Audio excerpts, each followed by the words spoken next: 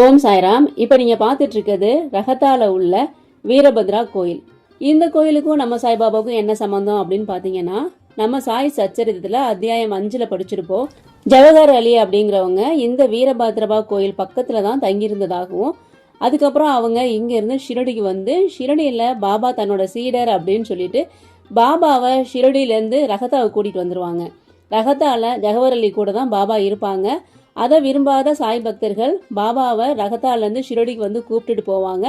அதுக்கு சில பல கான்வர்சேஷன்லாம் நடக்கும். அதுக்கப்புறம் ஷிரடியில் குரு தேவிதாசர் ஜவஹர் அலியை விவாதங்கள் மூலம் தோக்கடிச்சிருவாங்க.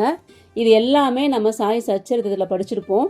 அங்கே ஜவஹர் அலி தங்கியிருந்தாங்க பார்த்தீங்களா, வீரபத்ரபா கோயில் பக்கத்தில் தங்கியிருந்தாங்கன்னு சொல்லுவாங்களா, அந்த வீரபத்ரபா கோயில் தான் இப்போ நீங்கள் பார்த்துட்டு இருக்கீங்க. இங்கே பாபா வந்திருப்பதாகவும், இங்கே வந்து பாபா இந்த இடத்துல தான் உட்காந்துருந்தாங்க அப்படின்னு சொல்லி அந்த இடத்துல பாபாவுக்கு ஒரு மண்டபம் வச்சு பாபாவோட ஃபோட்டோ வச்சுருக்காங்க. அங்கே அவங்களையும் எழுதியிருக்காங்க, இங்கே பாபா வரும்போது இந்த இடத்துல உட்காந்துருக்காங்க அப்படின்னு சொல்லி அவங்க எழுதியிருக்காங்க. பாபா அடிக்கடி ரகத்தாவுக்கு குஷால் சந்த் வீட்டுக்கு வருவாங்க அப்படின்றது தெரியும். இங்கேயும் பாபா வந்திருக்காங்க அப்படின்னு இவங்க சொல்கிறாங்க. அந்த இடத்துல ஒரு போர்டும் வச்சுருக்காங்க. அதுதான் சாய்ராம் இப்போ நீங்கள் பார்த்துட்ருக்கீங்க. இந்த கோயில் வந்து ரகத்தாவில் இருக்குது, வீரபத்ரபா கோயில்.